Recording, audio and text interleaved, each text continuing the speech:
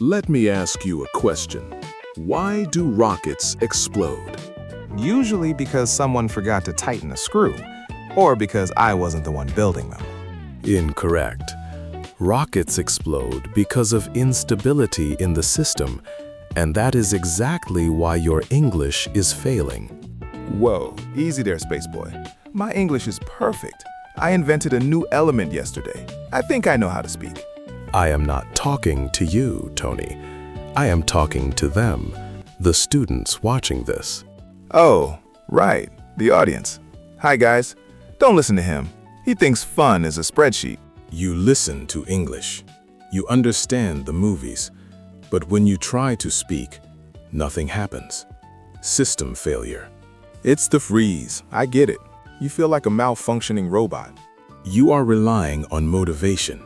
You think you need a spark of genius to learn, but motivation is inefficient.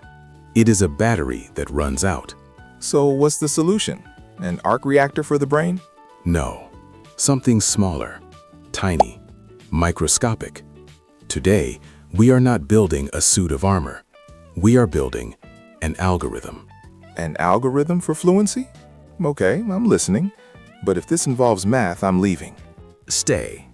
Today, we delete motivation and we install tiny habits.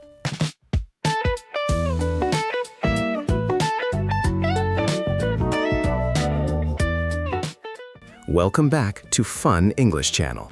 I am Elon. And I am Tony. The cool one, the one with the better facial hair. Today, we are optimizing your brain. We are discussing a concept that changes everything. The power of tiny habits. Tiny habits. It sounds cute, like something you'd name a chihuahua. It is not cute, Tony. It is physics. It is the compound effect. It is how you build empires and how you learn languages without losing your mind. Because let's be honest, learning English can be frustrating. It is only frustrating because your method is inefficient. Okay, efficiency, man. Before we fix their brains, we have a mission for our viewers. Yes, a call to action. Efficiency requires community. Guys, if you want to upgrade your English, smash that subscribe button. And click the like button. It helps the algorithm finding more intelligent people like you. And share this with a friend who is lazy.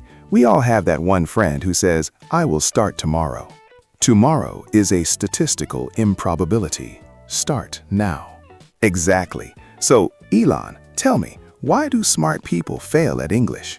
Smart people fail because they trust their feelings. Feelings? Are we getting emotional? No. They trust motivation. Motivation is a chemical spike in the brain. Dopamine. I love dopamine. It's what I feel when I fly the suit. Yes, but dopamine crashes. When you start learning English, you are excited. You buy the books. You download the apps. You feel like you're going to be Shakespeare in a week. Exactly. That is the motivation phase. But then, day 3 happens. Day 3 is the worst. You are tired. Your boss yelled at you. The grammar is hard. And suddenly, the motivation is gone. The battery is empty. So you stop. And you say, I will wait until I feel inspired again. Precisely. And that is the trap. Waiting for inspiration is a terrible strategy. It's like waiting for aliens to bring you a pizza. It might happen, but you will probably starve. We need to move from motivation to automation. Automation. I like that word. Jarvis is automated. My coffee machine is automated. We need to make learning English as automatic as brushing your teeth. I don't need motivation to brush my teeth. I just do it. That is because it is a habit. It requires 0 willpower. So we want English to require 0 willpower? Correct. We want it to be effortless. You know, I hate to admit it, but you have a point about the motivation trap. I usually do. I actually tried your motivation approach once with a language. It was catastrophic. Please elaborate. Data is useful. Okay, so a few years ago, I was dating this supermodel. She was Italian, beautiful. I assume you wanted to impress her. Obviously, I'm Tony Stark. I don't just want to impress, I want to dominate. I wanted it to be romantic. So what did you do? I decided to learn Italian in one night. I didn't want to study for months. I wanted results now. Typical. High intensity, low duration. Exactly. I downloaded every audiobook. I put on headphones. I drank 5 gallons of espresso. I stayed up for 24 hours repeating phrases. And the result? I felt like a god. I thought I was fluent. I walked into this fancy Italian restaurant the next night with her. Did you order correctly? I stood up, confident. I tapped the glass to make a toast. Everyone looked at me. And? I looked into her eyes and I shouted what I thought was, "My love for you is eternal, like the stars." And what did you actually say? I said, "My grandmother is a radioactive bicycle." Radioactive bicycle. Yes, loudly in Italian. La mia nonna è una bicicletta radioattiva. That is specific. The whole restaurant went silent. The waiter dropped a tray. The model looked at me, confused. Did she stay? No, she left. Apparently, she didn't like radioactive bicycles. That is a perfect example of information overload. You crammed. You tried to do too much. I crashed and burned. I relied on a burst of energy, not a system. You cannot sprint a marathon, Tony. You need a system. So how do we fix Tony's disaster? Please fix it. I want to learn Italian without the bicycles. We use the concept of the minimum viable action, the brick. A brick? Like a building block? Yes. Imagine your fluency is a gigafactory. You cannot build it instantly. You lay one brick at a time. But Elon, a brick is boring.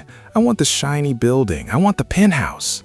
The brick is the only way. A tiny habit is a behavior so small that it is impossible to say no. Give me an example. How small? Ridiculously small. For example, open your notebook. That's it? Just open it? I don't have to write an essay? No, just open it. Or put on your headphones. But Elon, opening a book won't make me fluent. That is where you are wrong. The goal is not the output. The goal is the algorithm. The algorithm?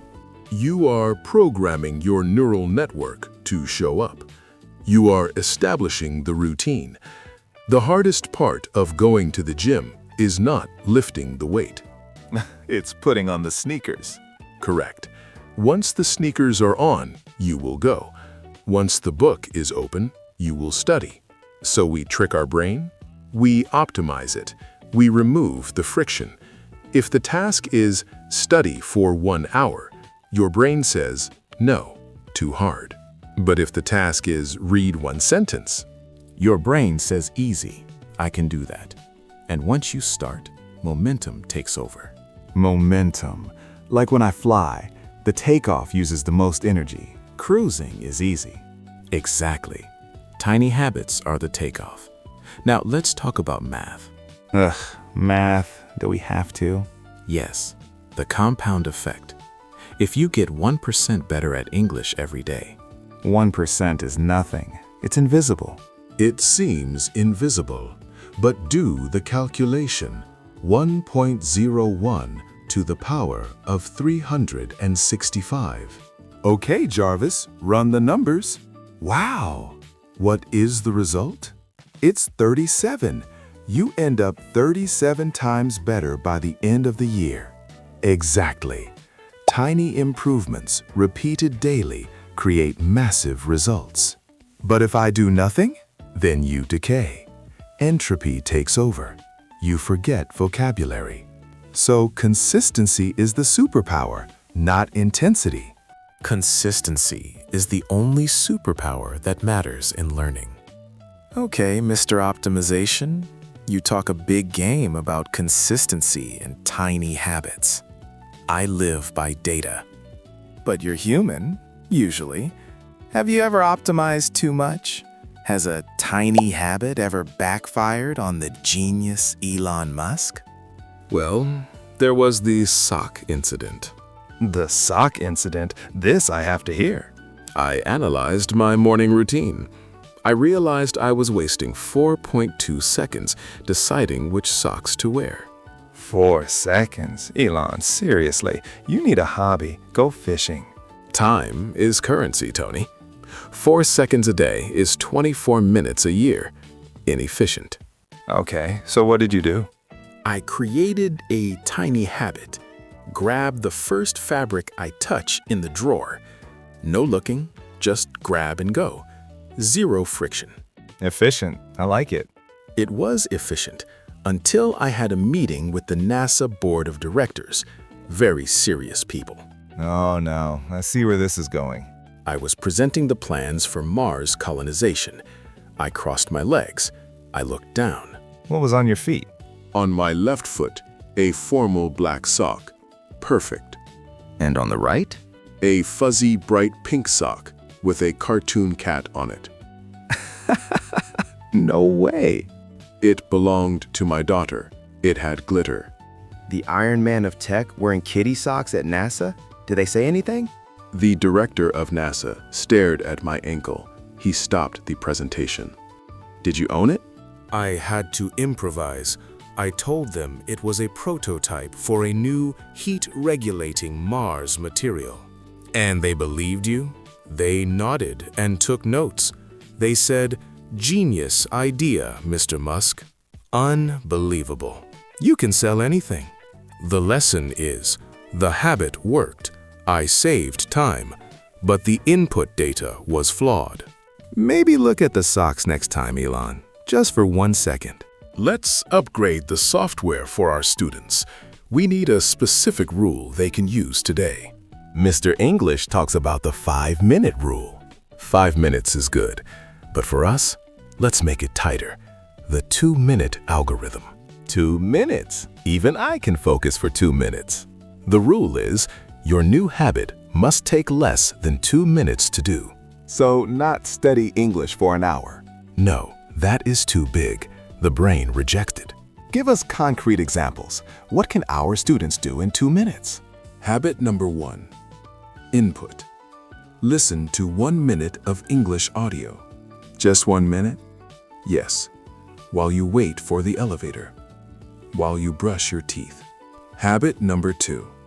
Shadowing. Explain shadowing, Tony. You listen to a sentence and you repeat it exactly like the actor. You mimic the accent. Yes, do it for 1 sentence. My grandmother is a radioactive bicycle. Hey, pick a better sentence, like, I am Iron Man. Habit number 3. The 1-sentence journal. Writing? Writing is hard. Not if it is just 1 sentence. Before you sleep, write 1 sentence about your day in English. Today I ate a donut. Perfect. That is a brick. If you do that for 365 days, you have written a book. It adds up. I see the math now. Now, the final component. The trigger. The trigger, Like a weapon? like a command line. If this, then that. Logic statements. You need to attach your tiny habit to something you already do. A current habit. Because habits are sticky. Yes, the formula is, after I current habit, I will tiny habit. Okay, let me try one. After I pour my morning coffee, That is the current habit. I will learn 1 new word. Perfect. The coffee is the trigger. You don't need willpower. The coffee reminds you. After I get into my car, I will play an English podcast. after I put on my pajamas, I will write my 1 sentence. It's automation. We are hacking our environment. We are removing the need for memory. The environment acts as the prompt. Students, write your algorithm in the comments right now. After I blank, I will. Fill in the blanks. Commit to the code. Don't make it complicated. Keep it simple. You know, Elon, this actually makes sense. I told you, it is not magic. It is engineering. I always thought I had to suffer to learn. I thought if I wasn't sweating, I wasn't learning. That is the no pain, no gain fallacy. Learning should be sustainable. This tiny habit thing, it feels like cheating, but in a good way. It is not cheating. You are engineering a life where fluency is inevitable. Inevitable. Like Thanos, but, good. It is never too late to start this. Yeah, whether you are 15 or 50, you can start today. You don't need a new brain. You just need a new routine. Do not wait for someday. Someday is not a day of the week on any calendar. Tuesday is a day. Today is a day. Start with one brick, one word, 1 minute. And hey, if you mess up, if you miss a day, don't self-destruct. Just restart. Reboot the system. And if you accidentally order a radioactive bicycle, laugh about it. It makes a great story. Mistakes are just data points. Adjust and continue. So guys, thank you for hanging out with us. This was actually fun. It was productive. Don't forget to subscribe to Fun English channel. We are building a massive army of fluent speakers. Join our guild. Click the bell icon. Optimize your feed. And leave a comment with your tiny habit. We read them. Well, I read them. Elon probably has an AI read them. I read the efficient ones. See you next time, guys. Stay awesome. Farewell. Go build something. And tighten your screws.